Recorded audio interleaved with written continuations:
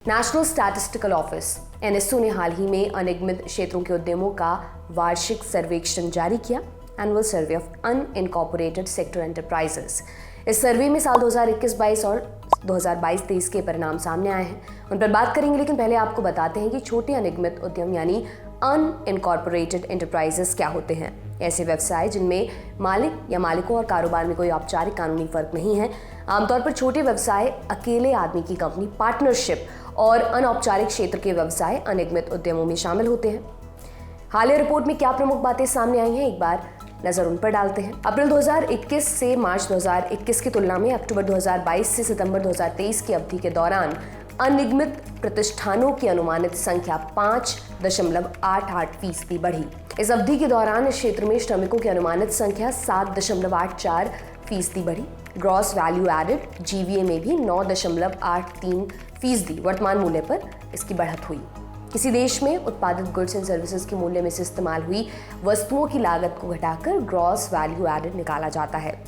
आपको बताते चलें कि NSSO national sample survey office ने अप्रैल 2021 से मार्च 2022 के दौरान एएसयूएसई का पहला पूर्ण सर्वेक्षण किया था। हालांकि कोविड महामारी के कारण फाइनेंशियल ईयर 2020-21 के दौरान सर्वेक्षण शुरू नहीं किया जा सका। इसे अप्रैल 2021 से ही शुरू किया जा सका। इसके बाद एएसयूएसई 2022-23 अक्टूबर 2022 से सितंबर 2023 के दौरान हुआ और अब ये रिपोर्ट सामने आई है। बिजनेस स्टैंडर्ड की 15 जून 2024 की एक रिपोर्ट में लेटेस्ट एएसयूएसई सर्वे में दिए गए डेटा के हवाले से बताया गया है कि अक्टूबर 2022 से सितंबर 2023 की अवधि में 1.17 करोड़ लोगों को जोड़ने के बाद भी भारत के इनफॉर्मल सेक्टर में काम कर रहे लोगों की कुल संख्या 10.96 करोड़ है। ये तादाद अभी भी महामारी के पहले की तुलना में कम है।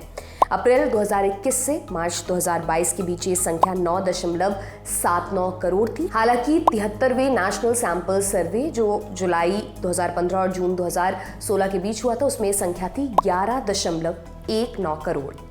अगर बात करें जुलाई 2015 से जून 2016 और अक्टूबर 2022 से सितंबर 2023 के बीच अनिगमित उद्यमों की संख्या की, तो ये लगभग 20 लाख से बढ़कर 6.504 करोड़ हो गई है। इसके अलावा हालिया सर्वे में अक्टूबर 2022 से सितंबर 2023 के बीच विनिर्माण मैन्युफैक्चरिंग क्षेत्र में चल रही फैक्ट्रियों की संख्या 1.782 करोड़ बताई गई है, जबकि जुलाई 2015 से जुलाई 2016 और अक्टूबर 2022 से सितंबर 2023 के बीच यही संख्या 1.97 करोड़ थी। यानी जुलाई 2015 से जून 2016 और अक्टूबर 2022 से सितंबर 2023 के बीच भारत में 18 लाख फैक्ट्रियां बंद हुई हैं। इन फैक्ट्रियों में काम करने वाले 54 लाख लोगों की नौकरियां चली गई हैं। बिजनेस स्टैंडर्ड की एक अन्य रिपोर्ट में सर्वे की समीक्षा की गई। एनएसओ के 73वें राउंड सर्वे 2015-16 से तुलना करते हुए इस विश्लेषण के मुताबिक जुलाई 2015 से जून 2016 के बीच विनिर्माण क्षेत्र में करीब 1.97 करोड़ असंगठित फैक्ट्रियां चल रही थीं। अब अक्टूबर 2022 से सितंबर 2023 के बीच यही संख्या घटकर 1.782 करोड़ हो गई। माने 18 लाख से ज्यादा फैक्ट्रियां बंद, 9.3% की गिरावट। जब फैक्ट्रियां बंद होंगी तो जाहिर तौर पर नौकरियां भी जाएंगी। फैक्ट्रियां बंद होने के साथ 2015-16 में जो वर्क फोर्स 3.604 करोड़ का था, वो 2022-23 में घटकर 3.06 करोड़ तक आ गया। कुल 54 लाख से ज्यादा का इसमें फर्क है।